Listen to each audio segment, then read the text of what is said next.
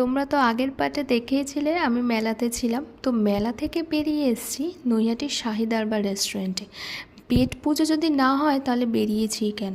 বেরিয়েছি যখন তখন তো পেট পুজো করতেই হবে।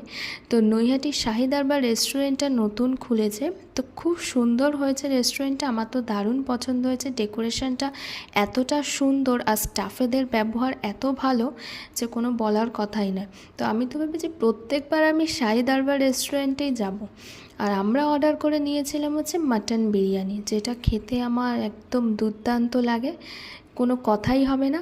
এই নৈহাটির শাহি দরবার রেস্টুরেন্টটা হয়েছে নৈহাটির অভিরুচি দোকানটা আছে ঠিক তার পাশে, আর সত্যিই খুব সুন্দর। তোমরা এখানে চাইলে ভিজিট করতে পারো, আশা করছি তোমাদের খুব ভালো লাগবে। তো আমরা ওখান থেকে বেরিয়েও পড়েছি, ট্রেনে করে বাড়িতে চলে এসেছি। আর মেলা থেকে কী কী জিনিস কিনেছি ভিডিওটা বড় হয়ে যাওয়ার জন্য সেটা নেক্সট ভ্লগে আসছে। আজকের মতন টাটা।